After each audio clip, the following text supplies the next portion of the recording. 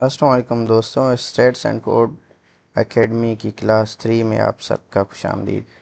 पहले दो क्लासेस में हमने डेटा टाइप्स और डेटा स्ट्रक्चर्स जैसे वेक्टर और लिस्ट को सीखा, लेकिन रियल वर्ल्ड में जब आप किसी हॉस्पिटल, बैंक या यूनिवर्सिटी का डेटा एनालाइज करते हैं तो वो टेबुलर फॉर्म में होता है, यानी रोज़ एंड कॉलम्स में, बिल्कुल एक एक्सेल शीट की तरह। आर प्रोग्रामिंग में इस टेबुलर स्ट्रक्चर को हम कहते हैं डेटा फ्रेम।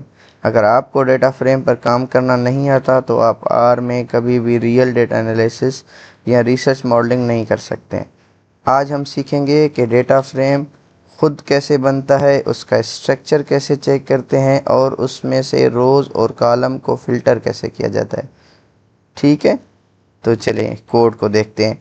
अब सबसे पहला जो हमारे पास पॉइंट है वो है क्रिएटिंग ए डेटा फ्रेम। ठीक है, अब डेटा फ्रेम बनाने के लिए हमें पहले अलग अलग वेक्टर बनाते हैं और फिर उन्हें डेटा फ्रेम के फंक्शन के ज़रिए आपस में जोड़ देते हैं। मतलब हम 3 अलग अलग वेक्टर बनाते हैं, या 4 या 5 या 10। ठीक है, फिर हम उसको डेटा फ्रेम का फंक्शन यूज़ करके कॉलम्स में, रोज़ और कॉलम की सूरत में कन्वर्ट करते हैं, जो हमारे पास एक पूरा कंप्लीट डेटा सेट बन जाता है वेरिएबल के फॉर्म में या एक्सेल शीट के फॉर्म में। ठीक है, तो जैसे हमने यहाँ पे 3 वेक्टर्स बनाए, एक स्टूडेंट आईडी है, ठीक है, स्टूडेंट नेम है और स्टूडेंट टेस्ट मार्क्स हैं स्टूडेंट के। तो हमने ये तीनों वेक्टर्स को यहाँ पे रन किया। ठीक है, अब इन तीनों वेक्टर्स को हम एक टेबल यानी डेटा फ्रेम में कन्वर्ट करेंगे यूजिंग डेटा फ्रेम फंक्शन। ठीक है, अब ये हमने वेरिएबल का नाम क्या रखा है, रिसर्च डेटा, जिसमें ये 3 वेरिएबल वेक्टर हैं जो हमने पहले बनाए थे वो ऐड करेंगे। अब ये हमने उसको जो नाम दिया है डेटा सेट को जो हम बनाने जा रहे हैं उसका रिसर्च डेटा। अब हम उसके साथ क्या फंक्शन ऐड कर रहे हैं, डेटा डॉट फ्रेम का फंक्शन। ब्रैकेट के अंदर ये वाले तीनों जो वेक्टर्स हैं उनके नाम देने हैं, स्टूडेंट आईडी, स्टूडेंट नेम और टेस्ट मार्क्स। अब जैसे हम इसको रन करेंगे, ठीक है, तो अब हम दोबारा से इस पर कंट्रोल एंटर करेंगे तो ये हमारे पास पूरा डेटा आ गया। जो पहले हमारे पास वेक्टर के फॉर्म में था, अब वो हमारे पास रो और कॉलम के फॉर्म में एक एक्सेल शीट की तरह डेटा सेट हमारे पास तैयार हो गया है। चलिए आगे देखते हैं। जो हमारे पास पॉइंट 2 है वो है इंस्पेक्टिंग द डेटा फ्रेम। ठीक है, जब आपके पास कोई बड़ा डेटा सेट हो तो सबसे पहले हम उसकी डायमेंशन और समरी चेक करते हैं। आर में इसके लिए 3 बेहतरीन बिल्ट इन फंक्शन है। ठीक है, सबसे पहले जो हमारे पास है वो क्या है, ये देखें, सबसे पहले हमारे पास है डिम रिसर्च डेटा। ठीक है, ये डिम का फंक्शन है डायमेंशन चेक करने के लिए। जैसे ही आप यहाँ पे डिम लिखेंगे, ये देखें DIM, तो ये खुद ब खुद ब्रैकेट फॉर्म आ जाएगा। इसको एंटर करेंगे तो ये ऊपर, जैसे अब इसके अंदर आप क्या लिखेंगे, ये आपके पास जो डेटा है। ठीक है, इसको ख़त्म करें, ये देखें रिसर्च,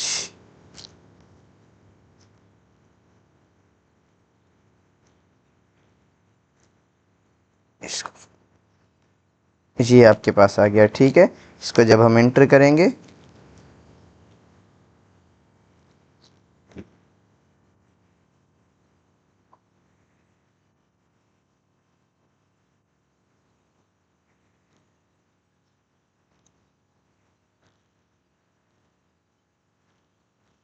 ये देखें,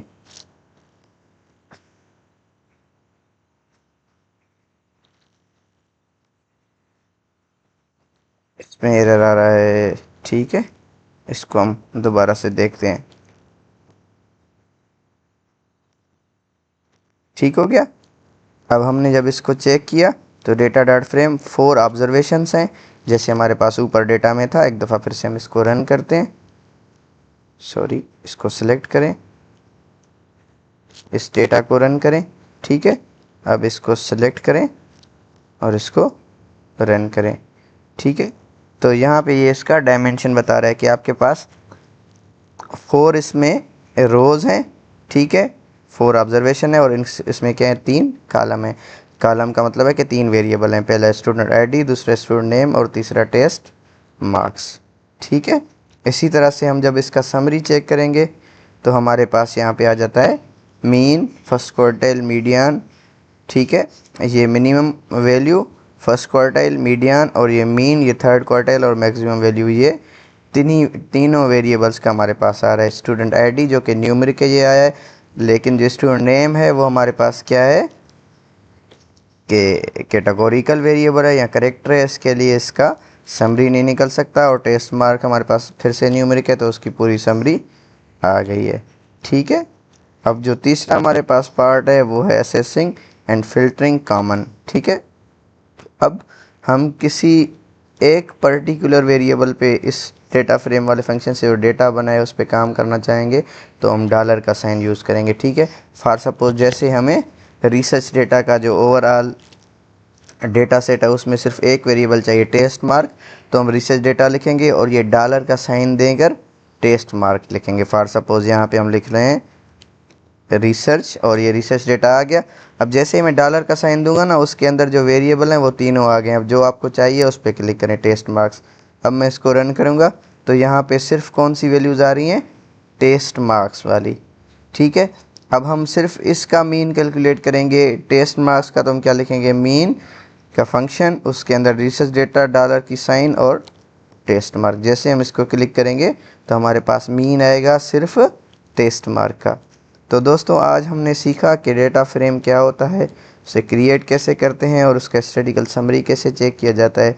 जो हम एडवांस एनालिसिस करेंगे तो सारा डेटा इसी तरह डेटा फ्रेम में स्टोरेज होगा। अगली क्लास 4 में हम सीखेंगे कि एक्सटर्नल CSV या एक्सेल फाइल्स को आर स्टूडियो में इंपोर्ट कैसे किया जाता है, जो हर रिसर्चर की सबसे पहली ज़रूरत है।